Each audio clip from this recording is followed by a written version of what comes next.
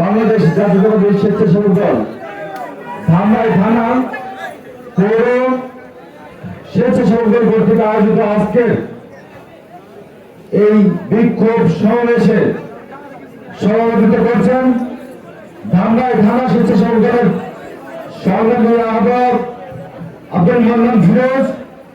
প্রধান বক্তা হিসেবে আছেন ধামরাই পৌর স্বেচ্ছাসেবক দলের সংগ্রামী আহ্বায়ক মাসুম আহমেদ।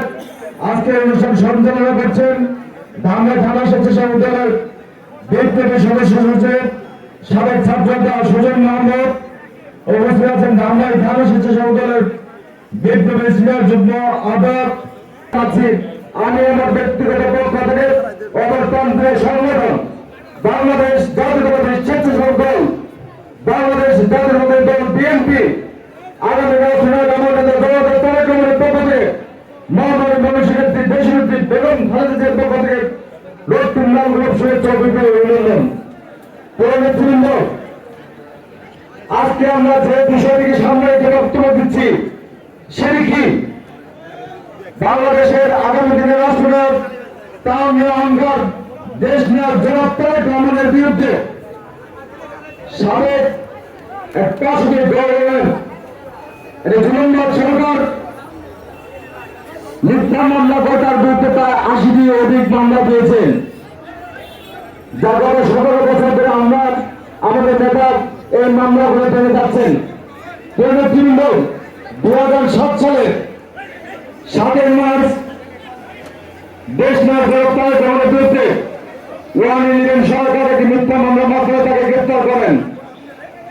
তারপর কয়েকদিন পর তাকে আদালতে চলে আনলে তিনি স্বাভাবিকভাবে অনেক বেশি অসুস্থ হয়ে পড়েন এবং তারপর আদালতের নির্দেশে তাকে ঢাকা কেন্দ্র কারাগারে বিচার হাসপাতালে প্রেরণ করা হয় এবং সেখান থেকে ২৫শে আগস্ট তিনি বাথরুম থেকে পড়ে যেয়ে কোমরে ব্যথা পান এবং তারপর জাহাঙ্গীরনগর বিশ্ববিদ্যালয়, ঢাকা বিশ্ববিদ্যালয়, রাজশাহী বিশ্ববিদ্যালয় সহ সারা বাংলাদেশের সর্বাধিক মানুষের অত্যন্ত স্রোতের মুখে এই সরকার বাধ্য হয় ২০০৮ সালের ১১ মার্চ তাকে উন্নত চিকিৎসার জন্য সুচিকিৎসার জন্য তাকে লন্ডনে প্রেরণ করতে বাধ্য হন।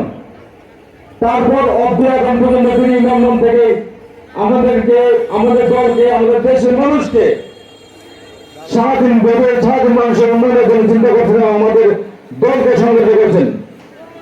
যার প্রেক্ষিতে আপনারা দেখেছেন গত ৫ই আগস্ট জুলাই বিপ্লবের মাধ্যমে ছাত্র জনতা অভ্যুত্থানের মাধ্যমে এই সরকার শেখ হাসিনা পতন হয় এবং বাংলাদেশে ডক্টর ইউনূসের সরকারের মাধ্যমে অন্তর্বর্তীকালীন সরকারের মাধ্যমে একটি নতুন সূর্যোদয়, নতুন মুক্তিযুদ্ধের মধ্যে নতুন সূর্যোদয় দিতে হয়, যেখানে আমরা আমাদের আশা আকাঙ্ক্ষা, আমাদের আগামী দিনের রাষ্ট্রনায়ক দেশ তারেক রহমানের নির্দেশে আমরা সারা বাংলাদেশের মানুষকে ঐক্যবদ্ধ করে একটি ছাত্র জনতা অভ্যুত্থানের মাধ্যমে বাংলাদেশে আওয়ামী সরকার পতন হয় এবং নতুন করে আমরা একটি নতুন স্বাধীনতা দেখতে পাই।